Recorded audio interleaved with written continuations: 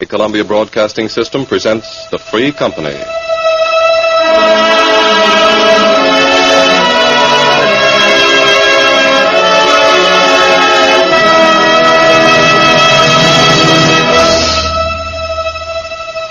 For what avail the plow or sail, or land or life, if freedom fail?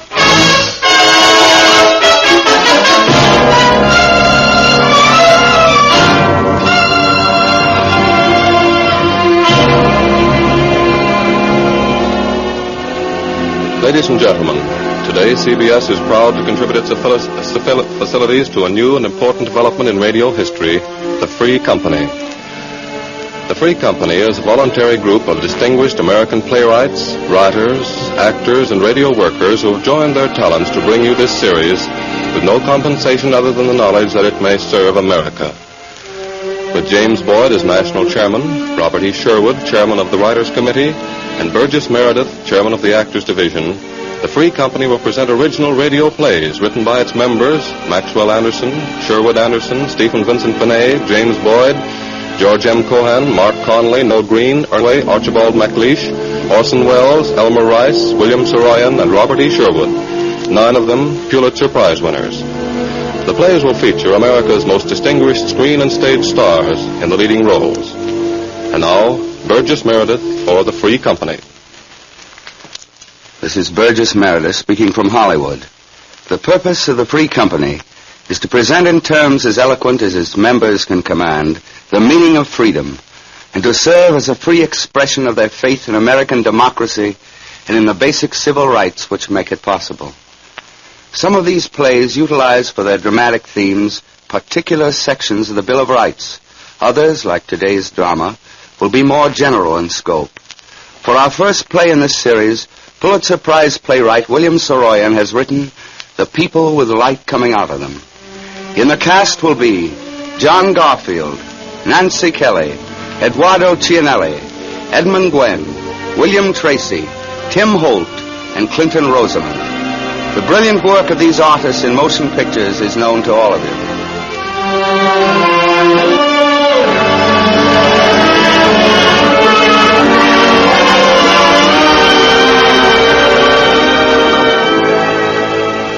When we asked William Saroyan to join the Free Company, Bill said, Well, sure, I'm fond of freedom, crazy about company. What do I do? Write us a play. Okay, when? Now? Right now? Right now. Good. What do you want this play to be about? About the United States of America. My favorite subject. About why you like America. Why? You might as well ask me why I like to breathe. What do you really want? Well, Bill, tell us something about why you think this country is worth living and fighting for. Give us your reasons in a little play. You have reasons. Oh, millions of them. As many reasons as there are places and people. Take California, for instance, or Texas, or New York. Take San Francisco, or Peoria. Take any place. Rockville Center, Freeport, Merrick, Belmore, Wantagh, Seaford, Massapequa, Amityville, Lindenhurst, and Babylon. Wait a minute. Can't you sort of break that down a little? Sure. We'll make it local. Now, look, we'll take one city block, any place, one American row of houses. Okay, now, there it is. Now, we'll take one American. Anybody. Let's take something like myself so I'll know what I'm talking about. Otherwise, anybody.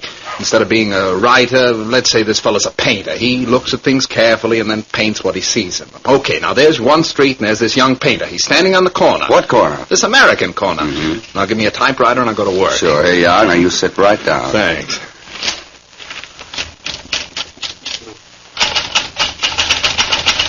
Come on, old Walt Whitman. Tell us about America. Tell us about where we live, about home and the family. And Mark Twain, you tell us about it. And old Dan Boone. And 130 million people, you tell us about it.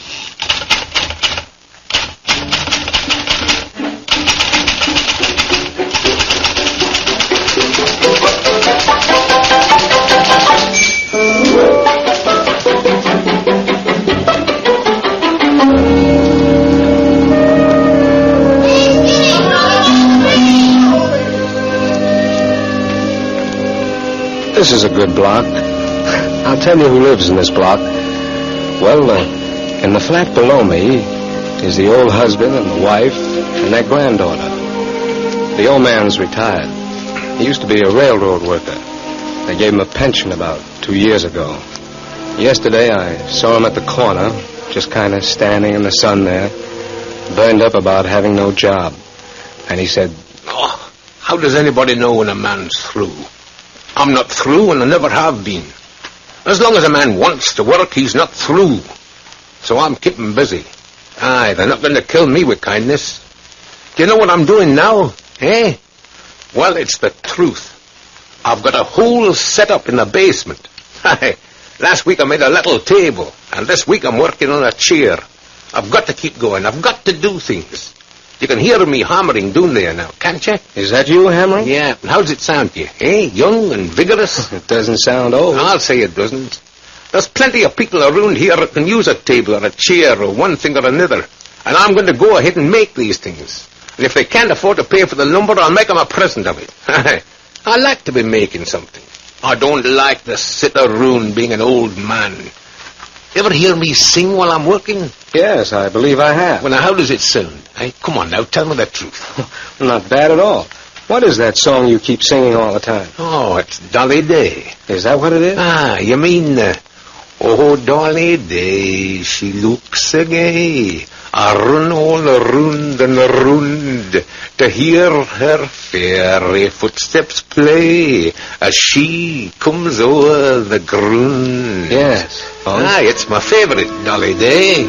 It's my wee wifey's name, Dolly. Yeah. Well, so long, lad. So long, Pop. I'll be seeing you. Well, the old man and his wife, they're folks. And the girl, their granddaughter, she's a stenographer somewhere. And she goes to work every morning looking like a princess. The old man, he's Scotch. And his wife's English, with a little French. And the granddaughter's mother, she has some Spanish. That's a lot of folks. Well, I was sitting on the steps last Sunday when the girl came home from church. I never saw anything prettier. She's something like her grandfather when it comes to starting a conversation anywhere at all. She came up the street and started talking from about 10 yards away. Hello. You're the man who's taken the flat upstairs, aren't you? No, it seems funny not hearing a lot of noise up there anymore. There were 5 growing kids in the family that moved out just before you moved in, and gee, they sure used to have a lot of fun. Gosh, it's a beautiful day, isn't it? It sure is.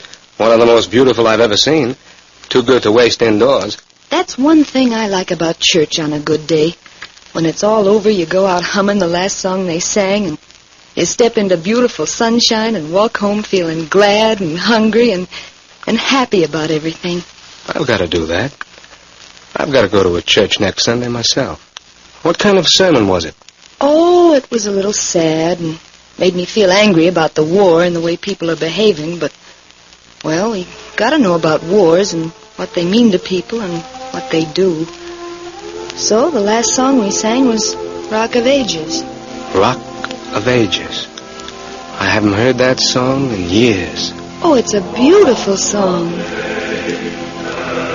Rock of Ages, cleft for me.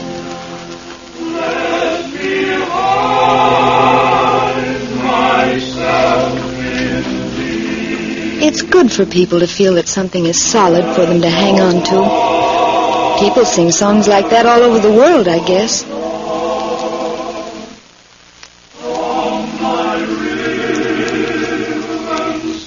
What do you do? Yes, that's exactly how she said it. She's an American.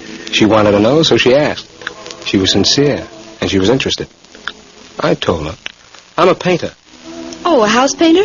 Well, I paint houses, too, among other things, but I don't mean that kind of painting. I paint on canvas. You mean you're an artist? Well, yes, although that sounds a little high-toned for me. I'm a worker whose work it is to paint. I've got no boss, and I don't keep regular hours or anything like that.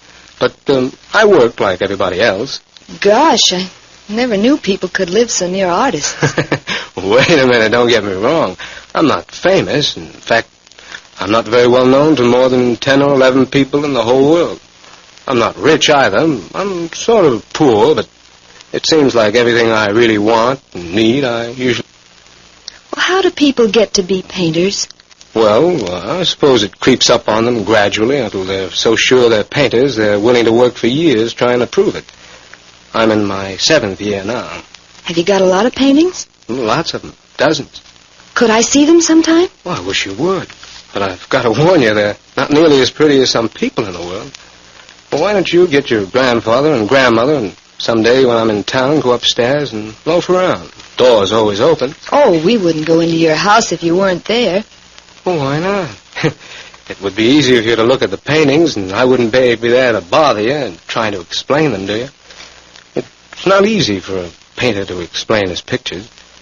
You see, you start to paint things, and after a while, as you learn more and more about painting, you start to paint what's inside of things and always coming out. Light comes out of most things, especially people. And it sometimes comes out of houses and streets and rooms and windows and all sorts of things that everybody sees every day. Well, I sort of concentrate on that light. I'm interested in it, even when there's no sun shining. If you look carefully, you can see light coming out of all sorts of things. But it's not easy to explain. Gosh, you sound like a preacher. Only it sounds real, not like a sermon. Everybody's a preacher, yes, but simply a question what a man preaches. Well, what do you preach? Tell you the truth, I believe something that's so ordinary it's almost embarrassing to mention it. In fact, somebody sophisticated might laugh at me. I believe there's more good in things than anybody ever bothers to see. So I keep looking for it all the time. And when I find it, I try to keep it in a painting so other people can see it too. After they see it in a painting, well, they see it everywhere else too. That's what painting's for. Say, can we really go up and look at the paintings? Well, I'm going to take a walk to town in about an hour. Why don't you all go up after you've had dinner? I won't be back until evening. Are you sure you won't mind? Mind? I want you to see my pictures. That's why I paint them. All right, then. We'll go up. And thanks. Okay. Well, she walked off, and I went up to my room.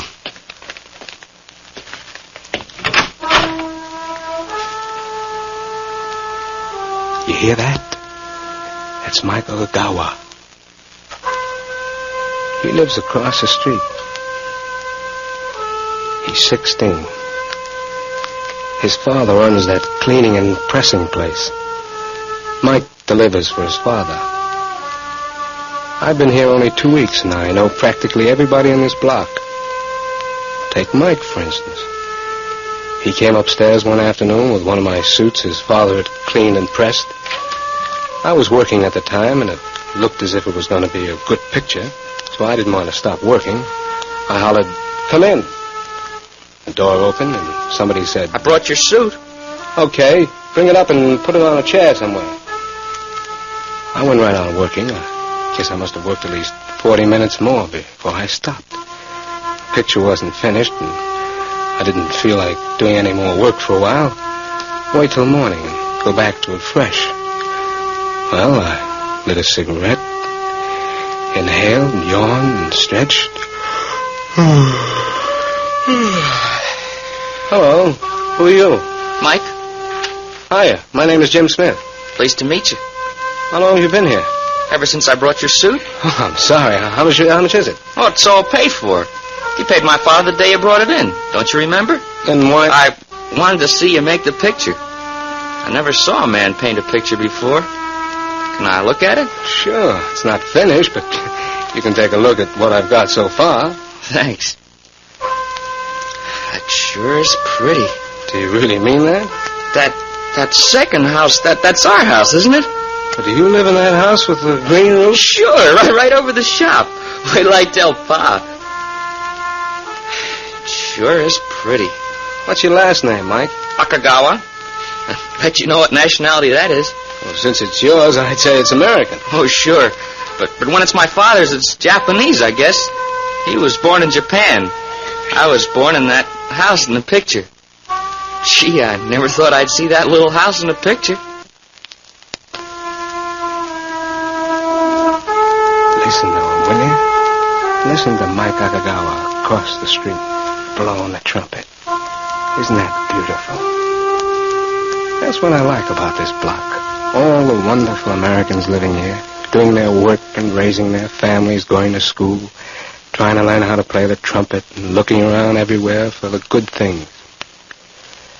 3 doors from here is the Areola family. Father, mother, and 7 kids, all under 17. Well, they're a great gang of people. The father works in the wholesale produce market, so he gets up at 3 in the morning to go to work. You know, I sometimes walk around town late at night to see how things are then. And one night, as I was coming home, I ran into Pete Areola on his way to work. Well, it's very quiet at 3 in the morning, and you don't expect a stranger to come up to you and start to talk. But Pete did. Hello. Hello. You are the new fellow in this neighborhood, ain't you? Yes, I am. I've got that flat 3 doors up from your place. Sure, I see you before. What's your name? Jim Smith. My name is Pete Areola. That's a good name, Pete.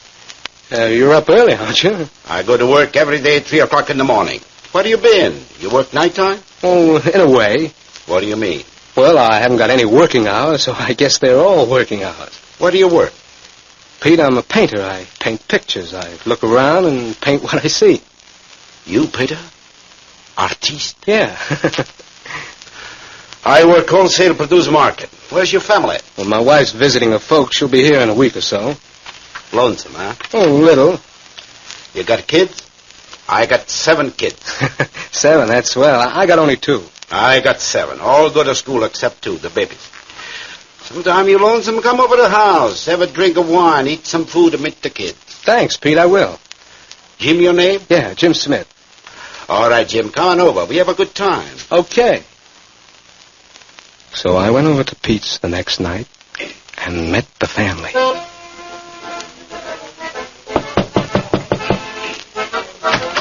hello, Jim Smith. Come in. You have supper with us. Hey, Angela, come and get some wine for our new neighbor. This is Jim Smith. Angela, my wife. How you doing, Mrs. Areola? Hello, young fella. These are my kids. Hey, kids, wait a 1 minute. Meet the new neighbor, Jim Smith. And now let's see. We start with the babies. This is Nicky. Hi, Nick. Hey, Angela, look.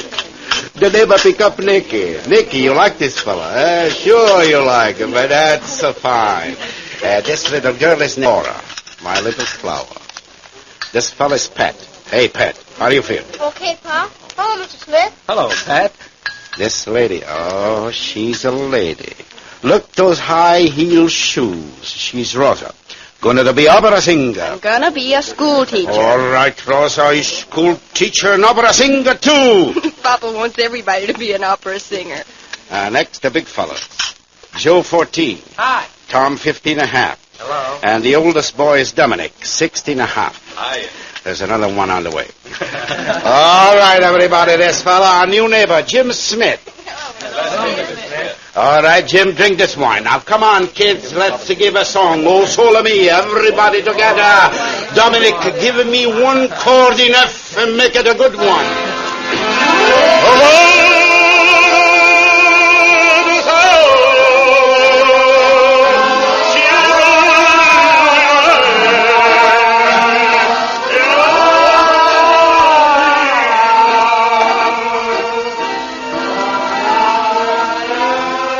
Well, we all sang, and I sang as loud as anybody else. We drank and had supper together and talked, and before I left that house, I knew how important a part of America it is. What a fine American Pete is, and his wife, and all the kids. They've all been up to my place for a visit. And now and then the oldest boy, Dominic, comes up alone and talks. Everybody I've met on this block so far has had something to talk about. Dominic, for instance, wants to know if he ought to go to college like his father wants him to, or if he ought to get out and go to work down at the wholesale produce market and help out with the family expenses. Well, I don't say anything. I just listen. And after 2 or 3 visits, Dominic answers all his own questions. He gets up and he says, Well, thanks a lot, Mr. Smith. Thanks for telling me. That's what I'll do. I'll go to college and work both. I guess there's time for everything. a fellow makes up his mind to find the time. I can work during summer vacation. And I can work Saturdays. I'd work Sundays, too, but we're Catholics, and Ma'd get sore if I didn't go to church Sunday. Well, I'll be seeing you. Gee, that sure is a swell picture.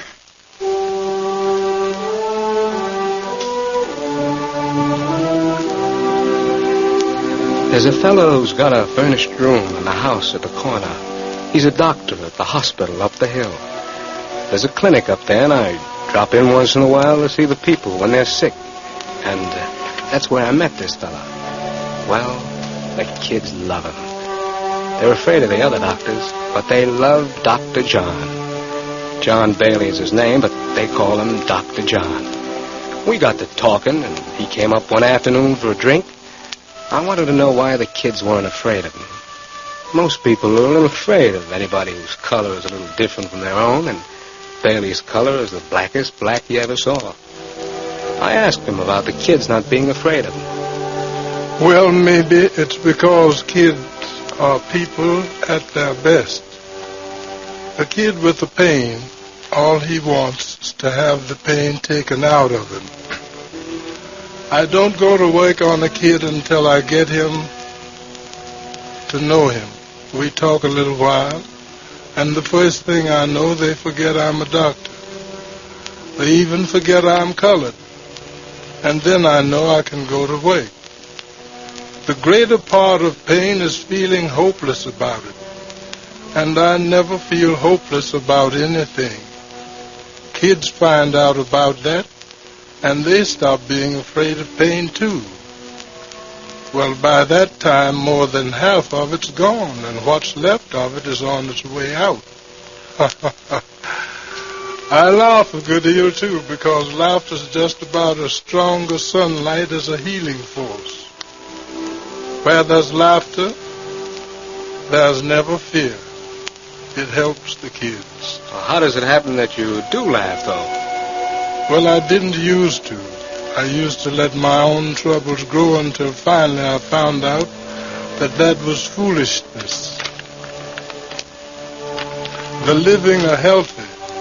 Life is healthy. I know that from my work. I've got to help them with medicine and heat and treatment and all that. But what really heals them is their own faith. Mind if I have another drink? Go ahead. Pour me one, too.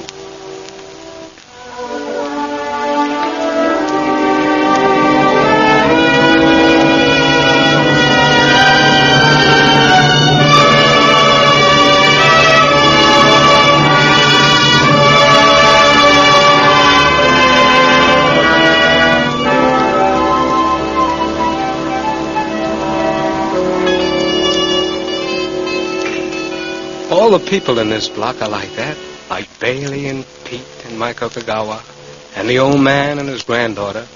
But this block's no different from any other block in any other town in America. People are like that all over the place. And when you've got people with light coming out of them, like it comes out of these people, and you've got light coming out of their houses and the streets they live in and the towns where these streets are, and the whole land where these towns are, you hear them coming to life in the morning. The alarm clock's ringing, the faucet's running, and everybody getting up to start another day. You know they're a happy people, because they belong to a happy nation. They're a free people, and they're glad to be alive.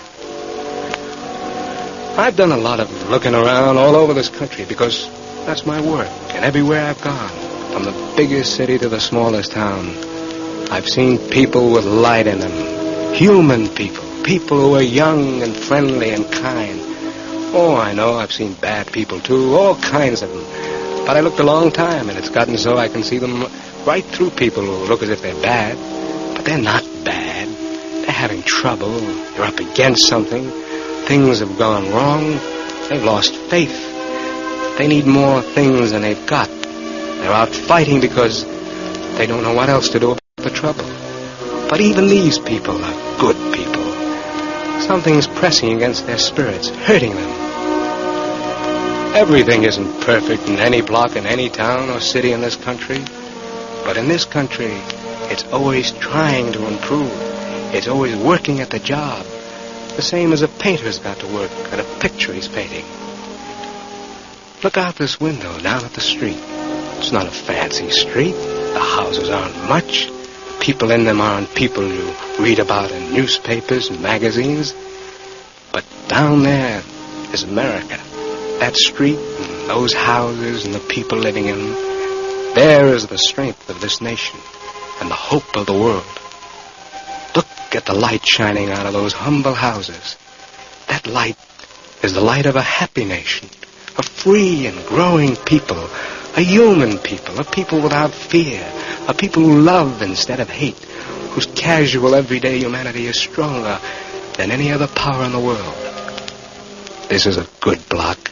I like it here because the best in people from all over the world is growing here into the first real nation of the world, the American nation, the nation of human people.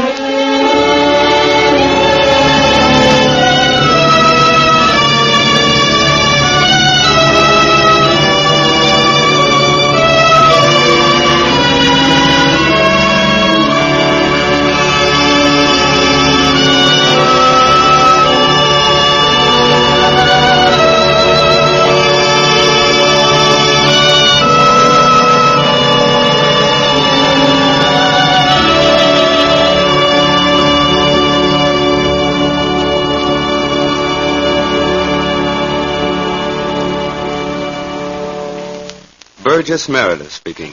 Thank you, William Saroyan. In many countries, the light of humanity flickers and dies, snuffed out by faceless men, by men who have no light in themselves and who therefore deny the existence of light anywhere. Our nation was formulated by men who cherish the light that comes from people. The meaning of our freedom is this: not here in our land. Darkness can never win. Let us resolve again, in the face of threatening shadows, that government of the people, by the people, and for the people shall not perish from the earth.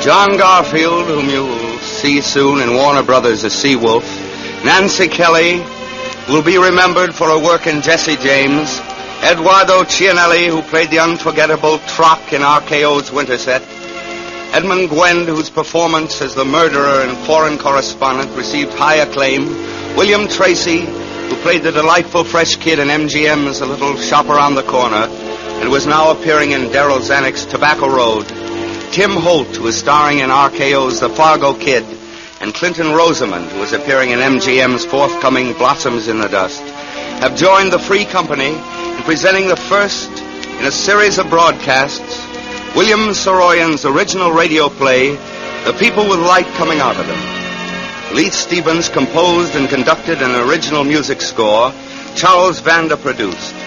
To all these people, to the Screen Actors Guild, and to the American Federation of Radio Artists, and to the Columbia Network, all who have combined to make this series possible, this is Burgess Meredith offering the sincere thanks of the Free Company.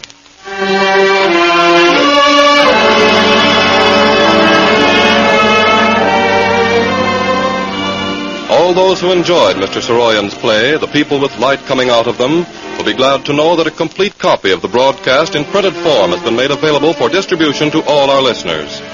For 10 cents, the actual cost of printing and mailing, you will receive your own copy by writing to the Free Company in care of the station to which you are now listening. Copies of subsequent broadcasts during this entire series of productions by the Free Company will also be made available each week.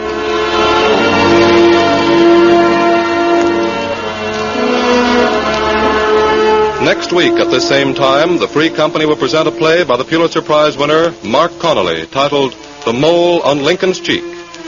The Free Company series is directed by Irving Reese. This is the Columbia Broadcasting System.